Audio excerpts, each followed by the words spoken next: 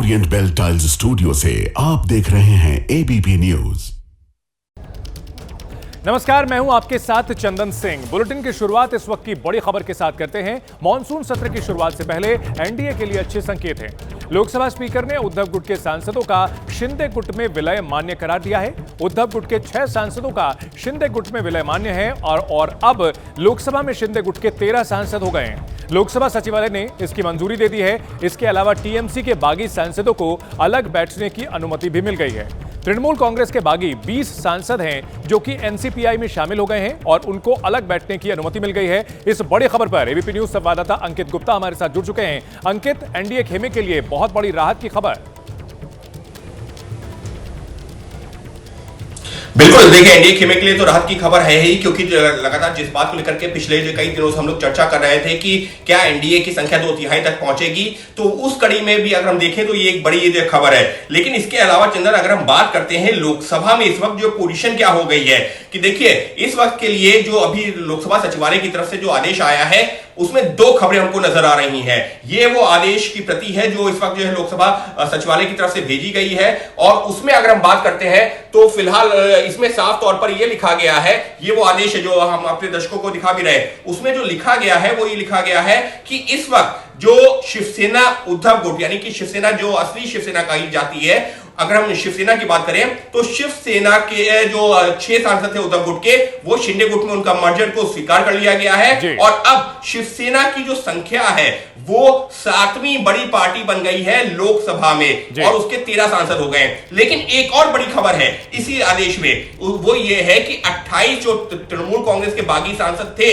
जिन्होंने एनसीपीआई में शामिल हो गए थे, उसमें एनसीपीआई में जो अभी जो शामिल हुए हैं उसको लेकर तो सचिवालय का फैसला नहीं आया है। लेकिन एक चीज महत्वपूर्ण है और वो ये है कि इन 20 बागी सांसदों को अलग से बैठने की अनुमति दे दी गई है। लेकिन चंदन, इस खबर को अगर हम एक और खबर से जोड़ते हैं जो कुछ देर पहले सामने आई थी कि जो संसदीय कार्य मंत्री हैं किरेन रिजिजू, उन्होंने एक चिट्ठी लिख करके सुदीप बंदोपाध्याय को जो कल सर्वदलीय बैठक होनी उसको बुलाया है। लेकिन बहुत शुक्रिया इस पूरी जानकारी के लिए। इस बीच बड़ी खबर ये आ रही है, उद्धव गुट के 6 सांसदों का शिंदे गुट में विलय होने का एकनाथ शिंदे ने स्वागत किया है और कहा कि उनके क्षेत्रों में विकास का काम इससे तेज होगा। जितने भी लोक प्रतिनिधि जो है, जनप्रतिनिधि है, वो जो जुड़ के आए हैं हमारे साथ, हम तो किसको तोड़ने जाते नहीं, हम तोड़ने वाले नहीं, हम जोड़ने वाले हैं। और इसलिए जो सांसद 6 लोग आए हैं उनके चुनाव क्षेत्र में जनता को न्याय देने के लिए और जनता के प्रति जो उनकी जिम्मेदारी है उसको पूरा करने के लिए आए हैं और निश्चित रूप से उनको पूरा साथ हम देंगे। और अब बात करते हैं अनशन से अस्पताल के जंतर की। सोनम वांगचुक के खिलाफ जंतर चल चुका है। जंतर मंतर से सोनम वांगचुक को सफदरजंग अस्पताल शिफ्ट किया जा चुका है। शनिवार को सोनम वांगचुक के अनशन का 21वां दिन था। 21 दिनों तक वांगचुक के साथ सरकार ने कोई संवाद नहीं किया। वांगचुक की तबीयत लगातार बिगड़ती गई। गुरुवार को उनकी सेहत को लेकर दिल्ली हाई कोर्ट में याचिका पर सुनवाई हुई थी। हाई कोर्ट ने कहा था कि सोनम वांगचुक की जिंदगी कीमती है और इस कीमती जिंदगी को बचाने के लिए शनिवार को दिल्ली पुलिस एक्टिव हो गई और शुरू हुआ ऑपरेशन जंतर मंतर।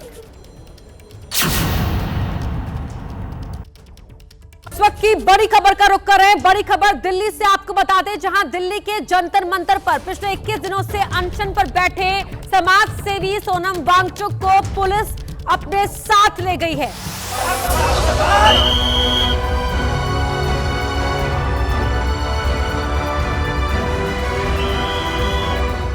शनिवार को देश की आंखें इस बड़ी खबर के साथ खुली। ये तस्वीरें आप देख रहे हैं दिल्ली के जंतर मंतर से, जहां सोनम वांगचुक को अपने साथ ले गई है दिल्ली पुलिस।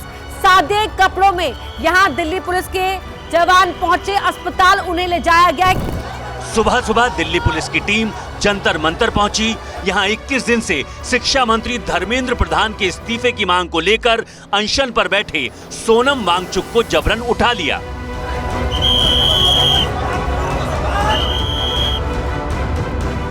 सोनम वांगचुक को अनशन के मंच से उठाकर सफदरजंग अस्पताल में शिफ्ट कर दिया।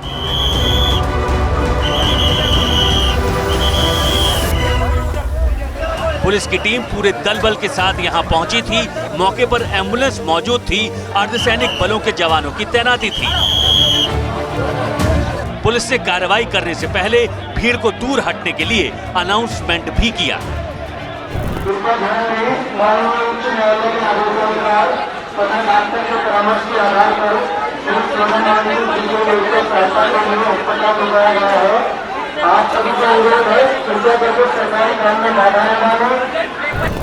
इसके बाद सादी वर्दी पहने पुलिस के कुछ जवान अनशन के मंच पर पहुंचे।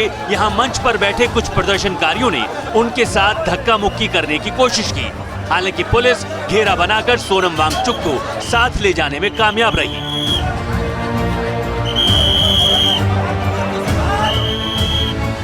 सोनम वांगचुक को अस्पताल ले जाने के बाद पुलिस ने बाकी प्रदर्शनकारियों से अनशन स्थल छोड़ने को कहा।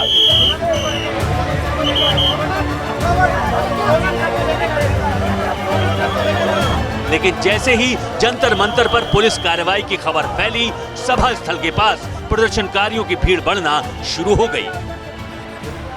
दिल्ली पुलिस ने ऑपरेशन जंतर मंतर को अंजाम कैसे दिया, पूरी टाइमलाइन आपको दिखाते हैं। दिल्ली पुलिस के मुताबिक हाईकोर्ट के निर्देशों पर सुबह करीब 7 बजे डॉक्टर्स की टीम रूटीन जांच के लिए सोनम वांगचुक के पास पहुंची। इस दौरान कुछ प्रदर्शनकारियों ने काम में बाधा डालने की कोशिश की। सुबह करीब 7:15 पर सोनम वांगचुक का चेकअप करने के बाद डॉक्टर्स ने उन्हें अस्पताल में शिफ्ट करने की सलाह दी। डॉक्टरों की सलाह और हाईकोर्ट के निर्देशों पर काम करते हुए दिल्ली पुलिस ने 7:26 पर उन्हें जंतर मंतर से उठाया। जंतर मंतर से हटाने के बाद करीब 7:40 पर सोनम वांगचुक को सफदरजंग अस्पताल में शिफ्ट कर दिया गया। सुबह 8:49 पर वांगचुक की पत्नी गीतांजलि जे अंगमो ने पोस्ट किया। सोनम वांगचुक के अस्पताल में भर्ती होने की जानकारी दी और बताया कि वो भी उनके साथ हैं। पुलिस के मुताबिक ये सारी कवायद दिल्ली हाईकोर्ट के निर्देशों के तहत हुई। क्योंकि गुरुवार की सुनवाई में दिल्ली हाई कोर्ट ने कहा था कि वांगचुक की जिंदगी कीमती है, उनका रेगुलर चेकअप हो, सेहत के हिसाब से सभी जरूरी कदम उठाए जाएं। अगर सेहत में गिरावट आती है तो उस हिसाब से कदम उठाए जाएं। इसी के आधार पर पुलिस ने उन्हें अस्पताल पहुंचाया। हालांकि पुलिस की कार्रवाई के दौरान प्रदर्शनकारियों ने मारपीट के आरोप लगाए। पुलिस ने ऐसे सभी आरोपों को खारिज किया।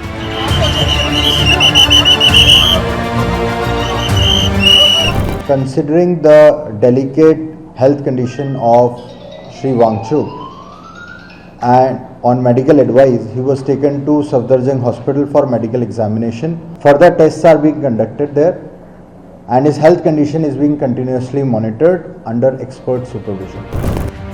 अस्पताल में सोनम वांगचुक की जांच के बाद डॉक्टर्स ने पाया कि शरीर में पानी की कमी, डिहाइड्रेशन की वजह से काफी कमजोरी है। सोनम वांगचुक की हालत स्थिर है। सेहत में सुधार और शरीर के जरूरी पैरामीटर सामान्य करने के लिए इलाज जरूरी है।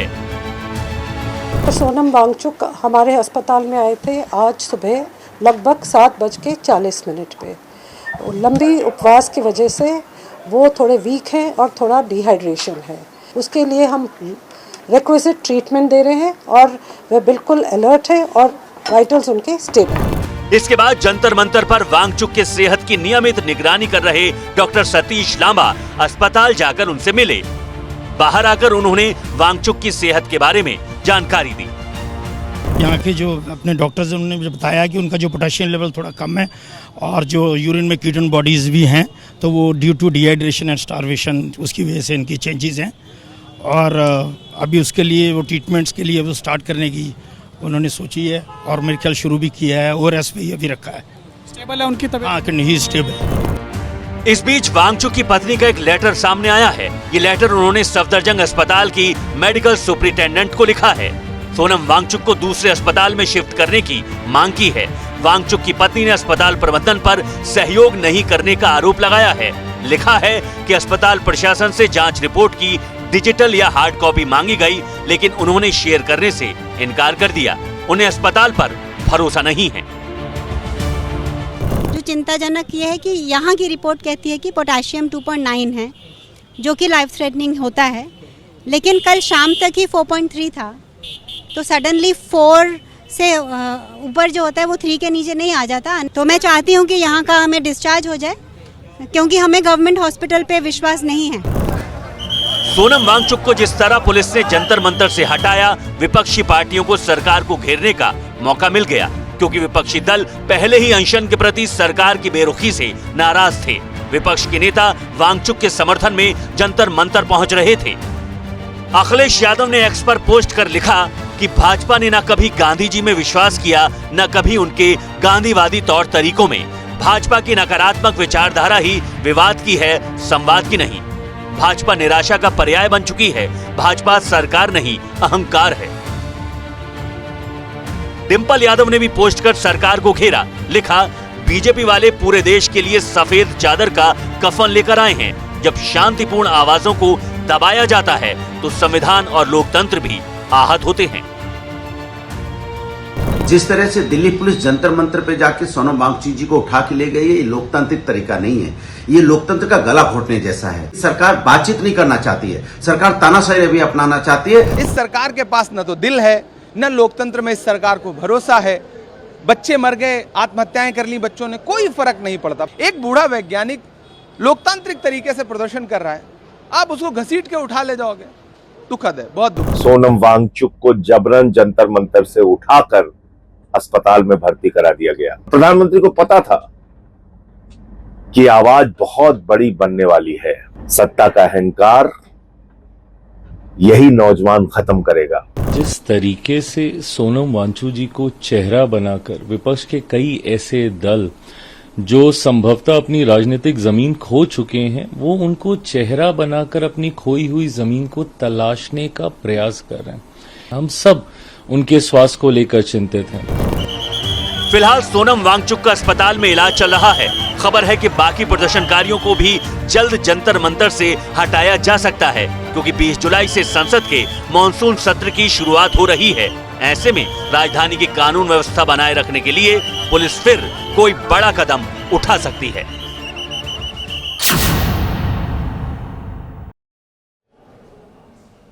अब बात 2027 के सत्ता संग्राम की करते हैं, जहां पश्चिमी यूपी की सियासी जमीन पर हलचल पड़ रही है। पश्चिमी यूपी की चुनावी पिच पर इस बार मुकाबला काफी कड़ा नजर आ रहा है। सीएम योगी आदित्यनाथ लगातार पश्चिमी यूपी का दौरा कर रहे हैं। शनिवार को भी उन्होंने बुलंदशहर से लेकर अमरोहा और संभल तक में सभाएं की हैं। बीते कुछ समय से संभल यूपी की सियासत का सेंटर बना हुआ है। संभल में सीएम के दौरे से सियासी गलियारों का तापमान काफी बढ़ गया है।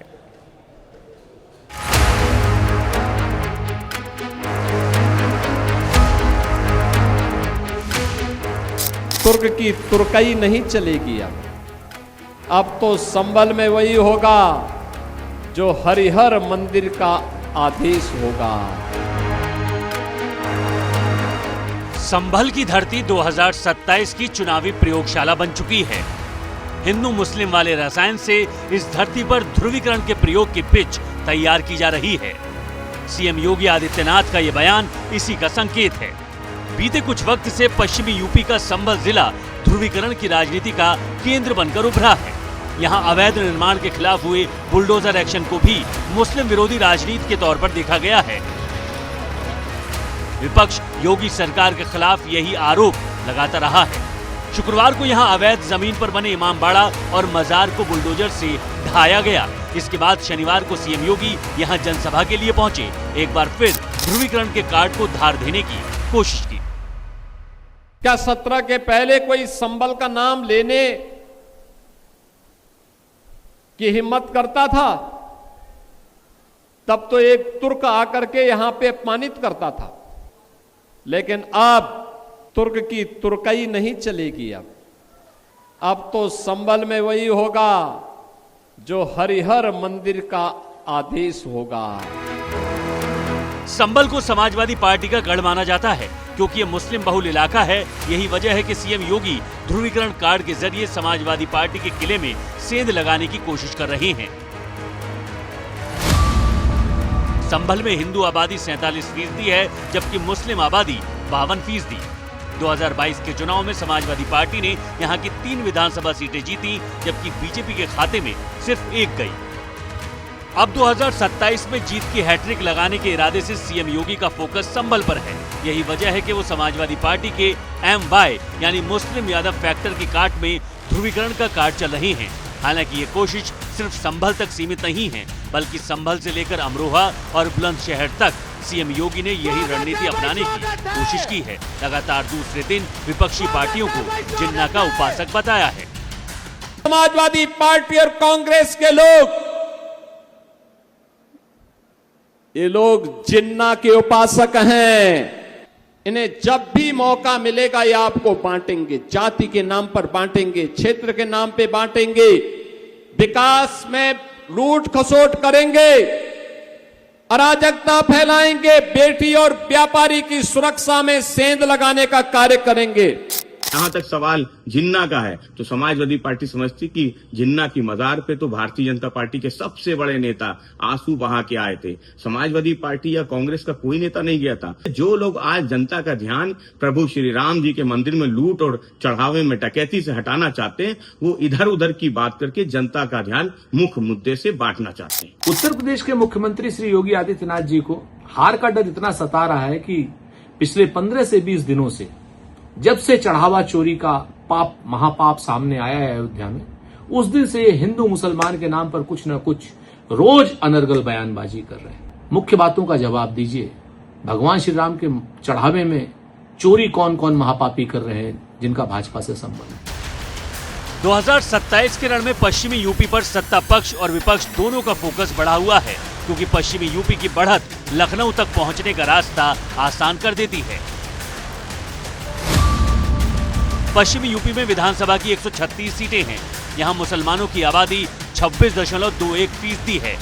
2022 में 92 सीटें बीजेपी ने जीती, 36 सीटें समाजवादी पार्टी को मिली, जबकि 8 सीटों पर जयंत की पार्टी RLD को जीत मिली। अब क्योंकि पश्चिमी यूपी में बीजेपी के प्रदर्शन का ग्राफ अच्छा रहा है, इस ग्राफ को और बढ़ाने के इरादे से सीएम योगी पश्चिमी यूपी का दौरा कर रहे हैं।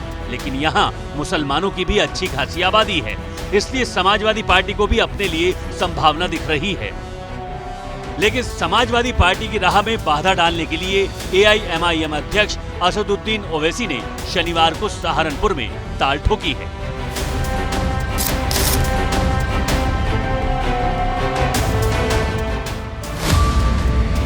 सहारनपुर में मुसलमानों की आबादी 42% है। 2022 में यहाँ बीजेपी का प्रदर्शन काफी अच्छा रहा। पार्टी ने 7 में से 5 सीटें जीती, जबकि 2 सीटें समाजवादी पार्टी को मिली। अब ओवैसी ने भी सहारनपुर से 2027 के चुनाव का बिगुल फूंका है, जो समाजवादी पार्टी के लिए चुनौती खड़ी कर सकता है। ओवैसी की पार्टी लगातार यूपी के मुस्लिम मतदाता को साथ जोड़ने की कोशिश में जुटी है। रामपुर की जौहर यूनिवर्सिटी के मामले में भी AIMIM ने बढ़ चढ़कर सक्रियता दिखाई है।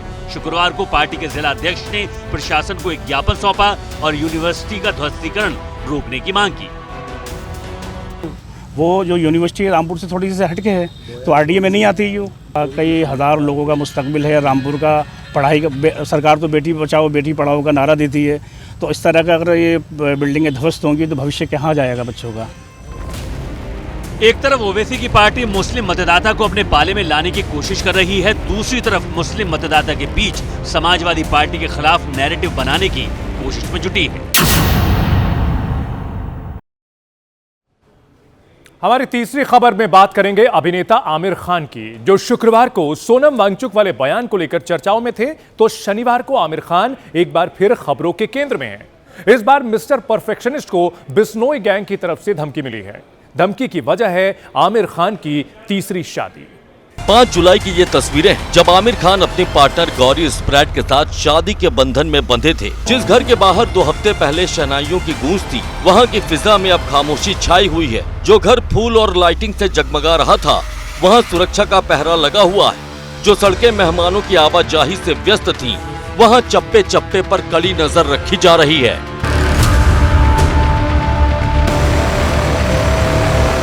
आमिर के बांद्रा स्थित पाली हिल के घर के बाहर खौफनाक मंजर की वजह है बी कंपनी यानी बिश्नोई गैंग। पाली हिल के बाहर पुलिस की हलचल तब बढ़ गई जब बिश्नोई गैंग की तरफ से आरजू बिश्नोई और टायसन बिश्नोई नाम से शनिवार को सुबह 8:12 पर ये पोस्ट आई, जिसमें लिखा था, ये जो हमारी संस्कृति के खिलाफ हमारे देश में लव जिहाद के नाम पर आमिर खान जैसे लोग इसको बढ़ावा दे रहे हैं, हम इस कृत्य को बर्दाश्त नहीं करेंगे और इसका जवाब बहुत जल्द दे दिया जाएगा। ये चीजें हमारे सनातन धर्म और देश के खिलाफ हैं। हमारा हमारे भाई बहनों से वादा है कि जो भी इस घटिया हरकत को बढ़ावा देगा उसको हम अपने तरीके से जवाब देंगे। ये जो स्टारडम के नाम पर इस चीज को बढ़ावा दे रहे हैं, इनकी हम सांस दबा लेंगे। सोशल मीडिया पर आमिर खान को मिले इस धमकी भरे पोस्ट की एबीपी न्यूज पुष्टि नहीं करता है, लेकिन जैसे ही ये पोस्ट वायरल हुआ, मुंबई पुलिस आमिर खान के घर के बाहर पहरा देने लगी। खान बांद्रा के इस पाली हिल अपार्टमेंट में रहते हैं और यहाँ पर कुछ दिन पहले जमावड़ा लगा था जब उनकी शादी थी। विल्मोना अपार्टमेंट है ये बांद्रा पाली हिल का, और अब ऐसे में देखना होगा कि क्या इस धमकी के बाद आमिर की सुरक्षा बढ़ाई जाती है। हालांकि मुंबई पुलिस की तरफ से कहा गया है कि उनको किसी तरह की कोई ऑफिशियल कंप्लेन नहीं मिली है, कोई रिटर्न या ओरल कंप्लेन नहीं मिला है, तो उनकी तरफ से फिलहाल इस पर फिर भी नजर रखी जा रही है और जांच किया जा रहा है। और शुरुआती तौर पर ये देखा जा रहा है कि आखिर ये जो धमकी है वो आई कहां से, ये पोस्ट जो है वो बाहर कहां से आया। तो इन तमाम एंगल से फिलहाल मुंबई पुलिस जो है, जो क्राइम ब्रांच की टीम है, वो सचेत है। बिश्नोई गैंग ने आमिर खान को जो धमकी दी उसकी वजह है उनकी तीसरी शादी। हालांकि आमिर की तीसरी शादी में खुद उनकी पहली पत्नी और दूसरी पत्नी बच्चों समेत शामिल हुए थे। पहले दोनों पत्नियों से कानूनी तौर पर तलाक लेकर ही उन्होंने गौरी स्प्रैट के साथ रिश्ता जोड़ा है।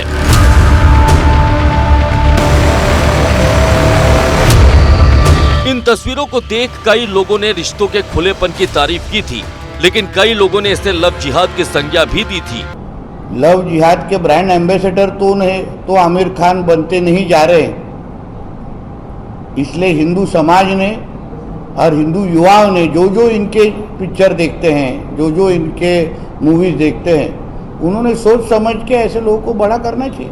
आरोपों पर आमिर खान ने भी 3 दिन पहले चुप्पी तोड़ी है। अंग्रेजी अखबार को दिए इंटरव्यू में आमिर खान ने कहा है, सच ये है कि मेरा परिवार बहुत ही समावेशी है। मेरी दोनों बहनों की शादी हिंदू परिवार में हुई है। मेरी बेटी ने भी हिंदू लड़के से शादी की है। रीना, किरण और गौरी ने शादी के बाद धर्म नहीं बदला। गौरी तो हिंदू भी नहीं है, वो ईसाई है। लव जिहाद के जो आरोप बिश्नोई गैंग लगा रहा है, उन आरोपों पर सफाई आमिर खान पहले ही दे चुके हैं। तो सवाल उठता है कि फिर भी आमिर खान बिश्नोई गैंग के निशाने पर क्यों है? तो इसका जवाब बताया जा रहा है। ऑपरेशन हार्डबॉल अमेरिकी जांच एजेंसियों द्वारा चलाया गया एक बड़ा अभियान है, जिसके निशाने पर बिश्नोई गैंग का क्राइम सिंडिकेट भी है।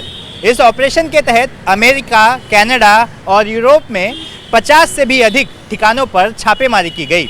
खुलासा हुआ कि बिश्नोई गैंग अमीर भारतीय प्रवासियों से वसूली कर रहा है और हाई प्रोफाइल हस्तियों पर फायरिंग भी कर रहा है।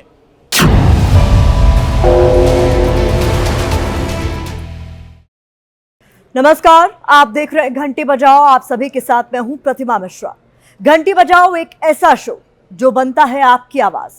सिस्टम की लापरवाही के खिलाफ शासन प्रशासन से पूछता है सवाल, ताकि तय हो सके सबकी जिम्मेदारी। स्कूल शिक्षा का मंदिर होता है, लेकिन शिक्षा के मंदिर में छात्र सुरक्षित ही ना हो तो घंटी बजाना जरूरी हो जाता है।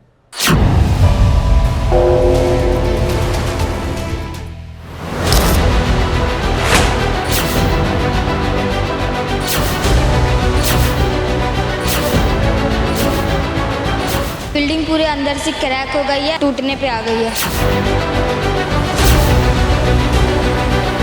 जब बिल्डिंग को डेंजर जोन में घोषित किया गया है और इसे गिराने का निर्देश जारी कर दिया गया है, तो बच्चे उसके नीचे क्या कर रहे हैं?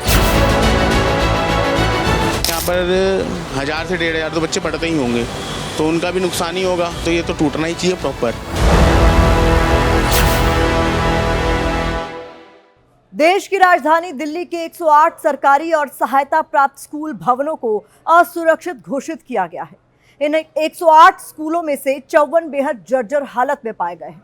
इनमें से 7 को तो तुरंत गिराने का आदेश तक दे दिया गया है। अब सवाल यह है कि ये स्कूल अब तक चल कैसे रहे थे? सिस्टम की नजर इन पर क्यों नहीं पड़ी? आखिर बच्चों की सुरक्षा से इतना बड़ा खिलवाड़ कैसे हो रहा था?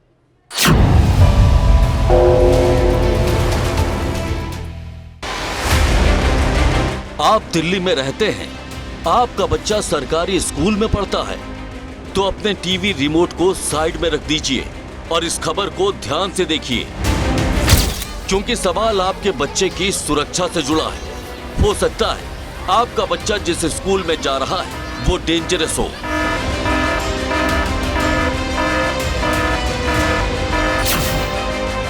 दिल्ली सरकार ने फिलहाल 108 सरकारी और सरकारी सहायता प्राप्त स्कूल भवनों को असुरक्षित और खतरनाक कैटेगरी में चिन्हित किया है। शिक्षा विभाग और लोक निर्माण विभाग की शुरुआती जांच में 108 भवनों में से 54 इमारतें बेहद जर्जर हालत में पाई गई हैं। इन भवनों को गिराने की प्रक्रिया शुरू कर दी गई है। अगले कुछ महीनों के अंदर 7 स्कूल भवनों को गिराया जाना है। हम पहली सरकार है जिसने अपने सभी स्कूलों का 3D स्ट्रक्चरल ऑडिट कराया है। इस स्ट्रक्चरल ऑडिट से हमें स्कूल की गुणवत्ता, स्कूल की सुरक्षा, स्कूल की कठिनाइयों का पता चला है। पहले चरण में जिन 7 स्कूलों को गिराया जाना है उसमें चिल्ला गांव का सीएम एसराय स्कूल, जसोला गांव का GGSSS स्कूल, कराला का SKV स्कूल, बपरोला का GBSSS, मटियाला का SKV स्कूल, नेवसराय का GGSSS और शिवाजी पार्क का GGSSS। तो अब सवाल ये है, कहीं आपके बच्चे का स्कूल इस लिस्ट में तो नहीं है? कहीं आपके बच्चे का स्कूल भी खतरनाक कैटेगरी में शामिल तो नहीं है? अगर जवाब हाँ है तो वक्त आ गया है बच्चों के लिए खतरा बने सिस्टम की घंटी बजाने का, क्योंकि उसकी लापरवाही के कारण अब तक दिल्ली के इन स्कूलों के बच्चे उस छत के नीचे बैठकर पढ़ाई कर रहे थे जहां कभी भी बड़ा हादसा हो सकता था।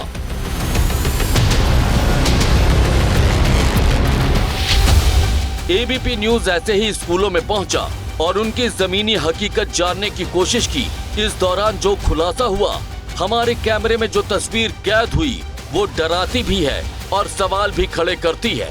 आखिर कैसे अब तक ये स्कूल चल रहे थे?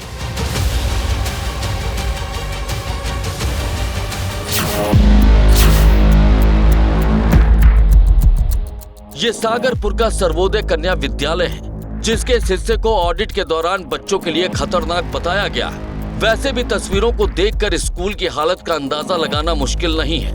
लोहों पर जंग लगा है, दीवारों पर दरार है, छत से पलस्तर गिर रहा है। कुल जमा ये इमारत हादसों को दावत दे रही है। सोचिए, बावजूद इसके इस छत के नीचे 15 तारीख तक क्लास चल रही थी, बच्चे पढ़ रहे थे, शिक्षक पढ़ा रहे थे।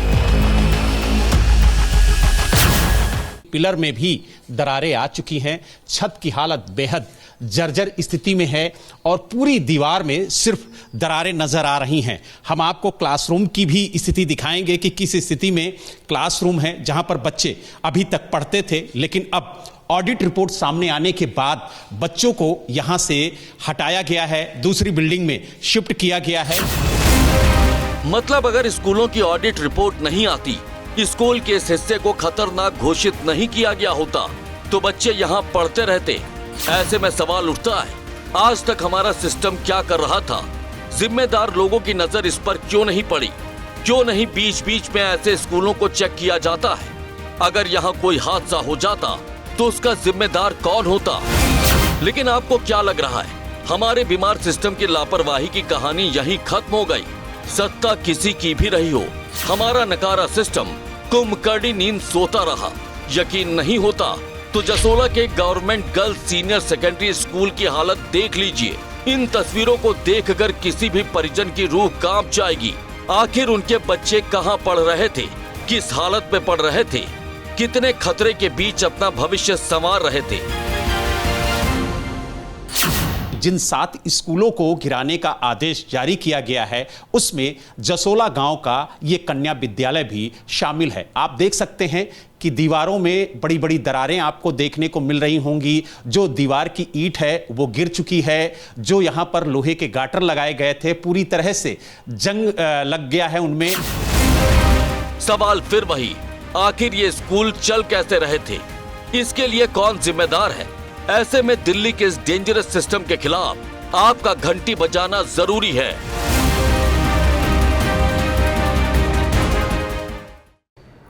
सोचिए, 15 तारीख तक सागरपुर के सर्वोदय कन्या विद्यालय में उस छत के नीचे क्लास चल रही थी, बच्चे बैठ रहे थे, टीचर पढ़ा रहे थे, जिसे असुरक्षित घोषित किया गया है।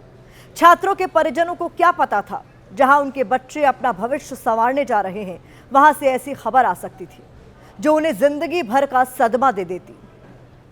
लेकिन आपको लगता है कहानी यहीं खत्म हो गई, तो आप गलत हैं, क्योंकि हमारा सिस्टम इतना सब कुछ होने के बाद भी जागा नहीं है। दिल्ली के चिल्ला में मौजूद सीएम श्री स्कूल उन 7 स्कूलों में से शामिल है जिसे गिराने का आदेश दिया गया है।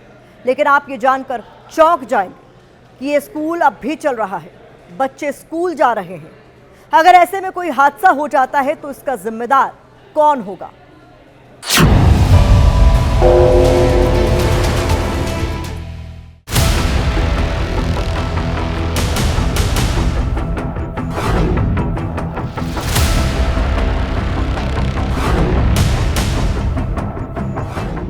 ऐसा लगने लगा है दिल्ली के सरकारी स्कूलों में बच्चे भगवान भरोसे जा रहे थे। उसके लिए पहले एक बार बपरोला के इस government boys senior secondary school की हालत देखिए।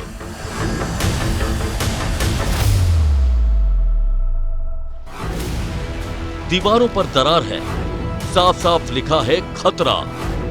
इसका निर्माण 2012-14 में हुआ था, यानी 10-12 साल पहले।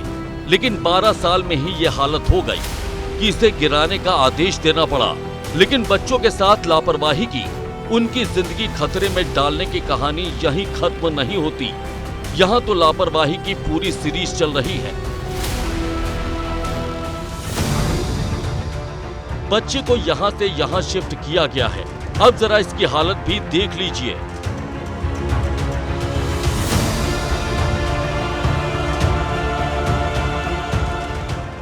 इस इमारत की दीवारों पर भी दरार पड़ चुकी है, पलस्तर गिर रहा है।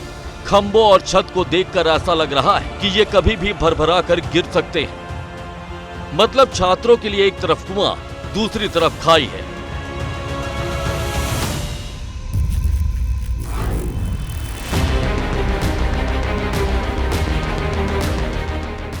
इसके आगे हम जो खुलासा करने जा रहे हैं वो सुनकर तो आपके होश ही उड़ जाएंगे। इस नई इमारत में छात्रों को शिफ्ट किया गया है, जिसकी हालत बता रही है कि वो कुछ दिन की मेहमान है। उसका निर्माण महज 7 साल पहले हुआ था। अब आप अंदाजा लगा लीजिए इन दोनों इमारतों को बनाने में किस स्तर का भ्रष्टाचार हुआ होगा, जिसमें से एक 12 साल और दूसरी 7 साल भी नहीं टिक पाई। जो सामने आपको बिल्डिंग नजर आ रही है उसमें प्लास्टर आपको गिरता हुआ नजर आएगा और अंदर से बहुत जर्जर हालत है।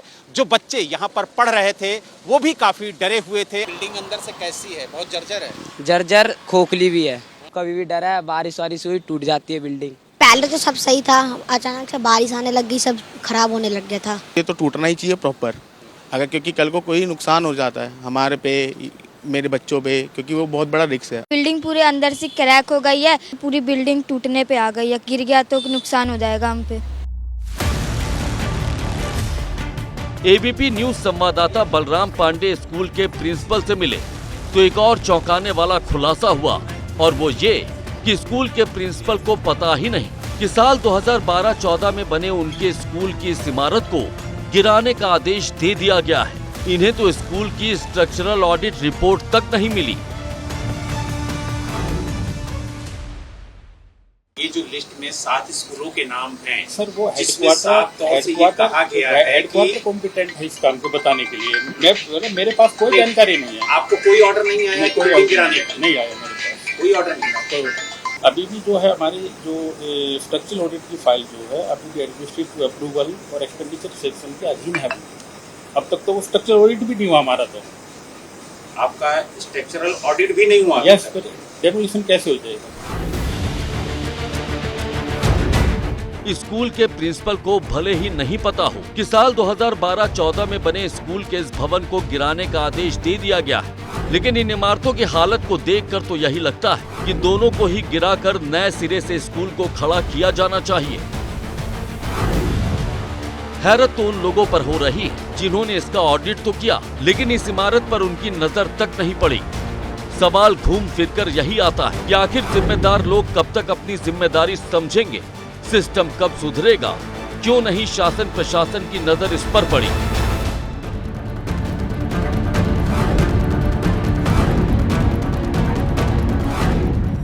एबीपी न्यूज की टीम मटियाला स्थित सर्वोदय कन्या विद्यालय भी पहुंची, जहां लापरवाही की ऐसी तस्वीर देखने को मिली जिसने स्कूल के प्रिंसिपल और टीचर की कार्यशैली पर गंभीर सवाल खड़े कर दिए।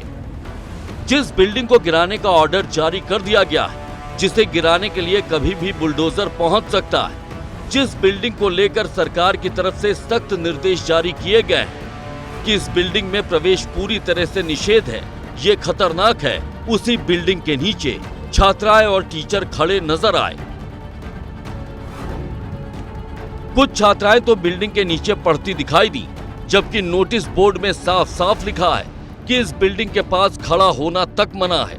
इससे भी ज्यादा चिंता में डालने वाली बात यह है कि कई अभिभावकों और छात्रों को पता ही नहीं था कि उनके स्कूल के इस हिस्से को गिराया जाना है। यही पता ही नहीं है कि बिल्डिंग गिराने का ऑर्डर आया, बताया नहीं किसी ने। उधर सख्त मना किया जाए कि उधर बच्चे लोग ना जाए। मैम बोलती थी कि उधर नहीं जाना है, थोड़ा सा खतरा है, तो वो पहले से ही बता देते थे कि वहाँ पे नहीं जाना है। लेकिन आपको क्या लग रहा है, लापरवाही की कहानी यहीं तक थी? छात्रों की जिंदगी से खिलवाड़ यहीं तक हो रहा है? तो जरा रुकिए और इन तस्वीरों को देखिए। ये चिल्ला गांव का सीएम एसआरआई स्कूल है। खतरनाक घोषित करते हुए इसे भी गिराने का आदेश दिया गया है, लेकिन आपके पैरों तले से जमीन खिसक जाएगी ये देखकर कि स्कूल अब भी चल रहा है, छोटे छोटे बच्चे अब भी यहाँ आ रहे हैं। इसे लेकर जब हमने स्कूल के स्टाफ से बात करनी चाही तो किसी ने भी कैमरे पर कुछ भी बोलना तो छोड़िए, सामने आने तक से इनकार कर दिया। हमारी टीम ने जब स्कूल के अंदर जाने की कोशिश की तो गार्ड ने हमें गेट पर ही रोक लिया। मुझे आप सीनियर से क्यों नहीं बात करने देंगे? आप सीनियर ऑफिस से वहाँ आगे से आप परमिशन लेकर आइए सर। आप इस स्कूल को गिराने की परमिशन हो गई है तो यहाँ बच्चे पढ़ रहे हैं, ये तो बताएंगे ना सर। डेंजर जोन में ये स्कूल है तो सर ये मुझे नॉलेज नहीं है। तो फिर आप हमें प्रिंसिपल से मिलने दीजिए। नहीं है ना सर, छुट्टी पे है, कल आना। तो जो होगा सीनियर उससे। हाँ मैं बात कर रहा हूँ, आप बाहर आ जाइए सर। तो बात कराइए ना, बाहर आ जाइए प्लीज। गेट पे ही खड़े हैं, गेट पे ही प्लीज मैं बात कर रहा हूँ, उसके बाद में बातचीत करेंगे, आप बाहर आ जाइए। छात्रों की जिंदगी खतरे में है, वो उन स्कूलों की छत के नीचे पढ़ रहे हैं जिसे गिराने के आदेश है, या तो वो जर्जर हो चुके हैं। इस पर चिंता करने के बजाय हमारे नेता क्या कर रहे हैं, जरा ये देखिए। 10 साल वर्ल्ड क्लास बताया जाता रहा, 10 साल भ्रष्टाचार किया जाता रहा, 10 साल तथाकथित सरकार चलाई जाने का प्रयास किया जाता रहा, मगर स्कूलों के लिए कुछ नहीं हुआ। जब हम बनवा रहे थे ये लोग कह रहे थे कि ज़बरदस्ती बनवा रहे हैं, अब ये लोग बनवा रहे हैं तो ये कह रहे हैं कि साहब पुरानी सरकार जो है खराब करके गई है। बड़े बड़े दावे इससे पहले की सरकार ने भी किए जो 11-12 साल शासन में थे, और ये सरकार भी 2 साल के लगभग इनको हो गए हैं। इन आरोप प्रत्यारोप के इतर सवाल ये भी है कि दिल्ली में और ऐसे कितने स्कूल हैं जो छात्रों की सुरक्षा से खिलवाड़ कर रहे हैं, उनकी जिंदगी खतरे में डाल रहे हैं। आखिर कब तक हमारा सिस्टम छात्रों के लिए खतरा बनता रहेगा? ऐसे डेंजरस सिस्टम के खिलाफ आपका घंटी बजाना जरूरी है।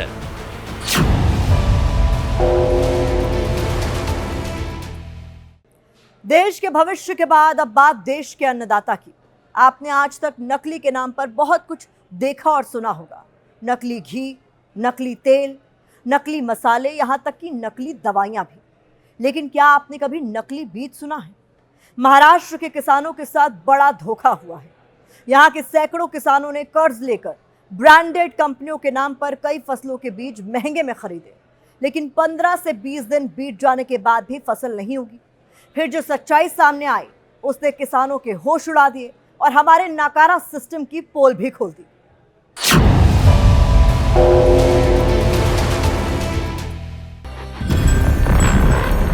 महाराष्ट्र के अन्नदाता इसीलिए गुस्से में है। इन्होंने कर्ज लेकर सोयाबीन के बीज खरीदे, उन्हें बोया इस उम्मीद में कि अच्छी फसल होगी तो सारी परेशानी दूर हो जाएगी, कर्ज भी चुक जाएगा, 2 पैसे भी बचेंगे। लेकिन देश का पेट पालने वाले इन किसानों को क्या पता था कि इन्हें छला गया है। कर्ज लेकर महंगे दाम में इन्होंने ब्रांडेड कंपनी के सोयाबीन के जो बीज खरीदे वो नकली हैं। 10-20 दिन बाद जब खेत में फसल नहीं उगी तो किसानों को समझ आ गया कि उन्हें ठगा गया है।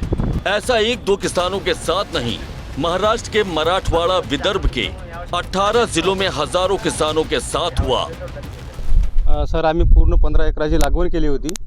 त्याच्यातला आमचा 4 एकर निघालेला आहे आणि 11 एकर टोटल गेला. एकही बी निघाला नाही त्याच्यात. आणि त्याच्यामध्ये आम्ही बुस्टर कंपनीचं हुतुतू, खोखो आणि एक विनिवेश कंपनीचं महादेव म्हणून वाण येते ते वाण लावलं.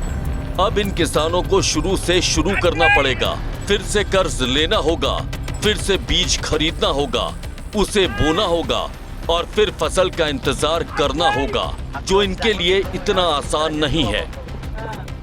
की सोयाबीन बियाच्या बाबतीमध्ये असं काही ठिकाणी अनेक ठिकाणी तक्रारी आलेल्या आहेत की त्याचे नमुने पण आपण सगळ्यांनी तपासलेले आहेत आणि या बाबतीमध्ये ज्या बियाणे कंपनीने चुकीचं बियाणे दिलेलं आहे किंवा फसवणूक केली त्या बाबतीमध्ये त्या बियाणे कंपनीवरती कारवाई तर नक्की केली जाईल.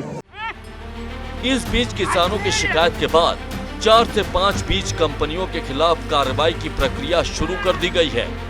यवतमाल जिले के बाबुल गांव पुलिस थाने में बूस्टर प्लांट जेनेटिक्स कंपनी के खिलाफ किसानों के साथ कथित धोखाधड़ी का मामला दर्ज किया गया है. 468 शिकायतें जर्मिनेशन के तहत कृषि विभाग को प्राप्त हुई है. उन सभी शिकायतों का हम जांच पड़ताल कर रहे हैं. इसके 318 शिकायतें आज तक हमने इसकी जांच पड़ताल पूरी की है और इसमें जो भी बीज कंपनियां दोषी हो रहेंगी उन पर सख्त से सख्त कार्रवाई की जाएगी. नकली बीजों का कारोबार मानसून शुरू होने से पहले सबसे ज्यादा सक्रिय हो जाता है. ऊंची मांग का फायदा उठाकर नामी कंपनियों के नकली बीज बाजार में बेचे जाते हैं. तो इसका जवाब है हमारा नकारा सिस्टम. जिन लोगों के कंधे पर किसानों के साथ होने वाले इस छल को रोकने की जिम्मेदारी है, जिनके हाथ किसानों के गुनहगारों के गिरेबां पर होने चाहिए, वो लोग अपनी जिम्मेदारी पूरी ईमानदारी से नहीं निभा रहे. ऐसे में वक्त आ गया है ऐसे लोगों के खिलाफ घंटी बजाने का.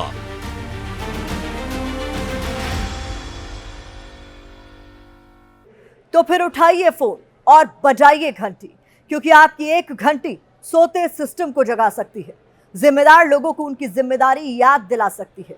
घंटी बजाओ में आज बस इतना ही. अगले हफ्ते में फिर आऊंगी किसी बड़े मुद्दे के साथ. तब तक आप देखते रहिए एबीपी न्यूज.